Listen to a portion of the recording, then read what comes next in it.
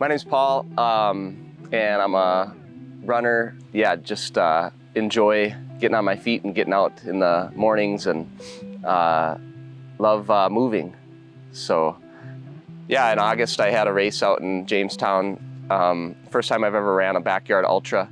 That was interesting. Had heard about them, and so a backyard ultra is where you run one lap, and you have to be at the start line again that next hour. So one lap every hour, and a lap is just over 4 miles. And so if you do 24 laps, you get to 100 miles. That's why they make it just a little bit over 4 miles. And so you just keep going. You have to be at the start line every hour until there's, then there's 10 people left, then there's 5 people left, and then there's 2 people left, and whoever can last the longest is the winner. You can go at whatever pace you want. And so you can finish the lap with 1 minute left to go and turn around and run another lap, or you can finish the lap with 20 minutes to go. So it depends on how hard you want to run. Everybody's got a little different strategy. So my strategy was to run and finish anywhere with 8 to 12 minutes of rest, and I thought that worked well. It's the first time I'd ever done it, and so I would get done with the lap and do some stretching, get some fuel, get some water. When you get to those points during an ultra race where it's getting really tough, you gotta evaluate and determine, do I keep going or do I not? And I've had times where I've had to wave the white flag, and it's not fun, not what you want to do. But when I think about it, I think I've ran 11 100-mile races, or 12, somewhere in there, and I've only finished 3 or 4. And issue for me in most of the races isn't so much my energy level or hydration levels. I feel I do have issues with those, but I can push through those. It's when I get a injury of some kind. So you have to know what your pain tolerance is, but then also what is an injury and what's something that you can push through. Because you do have to push through some pain in those races. Your tendons are going to start to hurt. Your toes and your feet will start to hurt. And so at a certain point you got to say no, and other times you can keep going. And so you got to learn your body. You got to know what it can take and what it can't, and just say, okay, I've had enough pain. But if you take some time a little longer at an aid station and take care of things like blisters or feet pains, or take your shoes off and allow your feet to get off your feet, sometimes that can make the difference. And so it's a long race, so taking that time at some of those aid stations can make a difference in getting the race completed. But that's the part I love about the 100-mile races. You never know what's going to happen. There's a lot of question marks every time you come to the starting line, and I don't really feel that way in anything under 50 miles. I feel very confident I'm going to finish a half marathon. I'm going to finish a marathon. But with a 100-mile race, there's just so many different things that can happen that make it an interesting way to run a race. I've done several ultras and a backyard ultra. I think I'll go and do another one.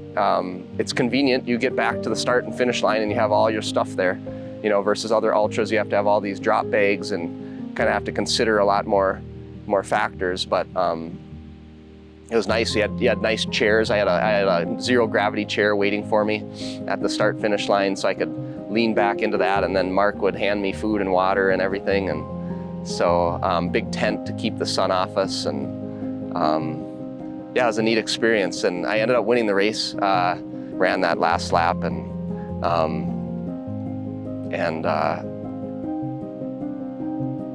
had a great experience. So it was fun. I'll think about doing another one sometime. So they have done several ultras now over the past maybe 10 years.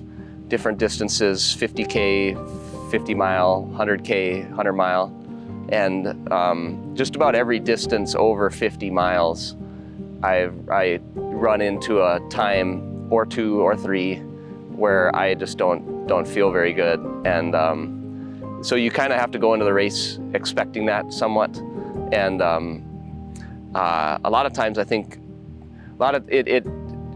it has to do with my stomach and energy a lot of the time, not necessarily my legs and how those are feeling. That's a different story, but kind of focusing on my stomach and energy. I guess I've learned through experience that those go away. They really do.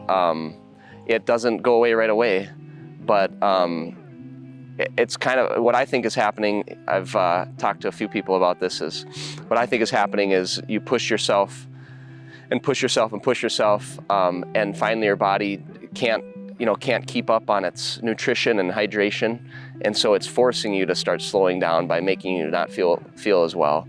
And so what I've noticed is if I just stay the course and don't slow down, or slow down, just take it in stride, it's like my body can catch up. And pretty soon the nutrition that I've been putting into my body through the race is starting to get back into my bloodstream, and the hydration is starting to get through. But from what I understand is, your body is, when you're moving your body, your blood is moving out into your limbs, to keep you moving. And so it doesn't have enough blood to process, that nutrition that's in your belly and in your core. And so it's kind of forcing you to slow down so that way it can draw some of the blood back in and do some of that processing to get the energy you need back. And so I think, I think that's what's happening, because I notice I'll slow down, I get kind of forced to slow down, and I'll chug through for the next hour, won't feel good, but then it's just happened multiple times where I will suddenly feel like I was the first few hours of the race, and it's just amazing. And then it's just a blast, because then you just open up and you're flying through the trail, at 1, 2, 3 in the morning, when that's the last time you expected to be running fast, through a 24-hour race or whatever. And it's always a really fun feeling. You're like, wow, suddenly I feel great, and so I think you just have to, I guess I've learned just through experience that you have to allow your body to tell you when it can and can't go, and know that if you're fueling right and giving yourself nutrition, that it'll catch up and allow you to get back into your groove. Yeah, just keep running, have fun with it. It's important to have fun with it, and I'm glad to be able to share these things, and hope they're encouraging to other people, and they like to hear a story.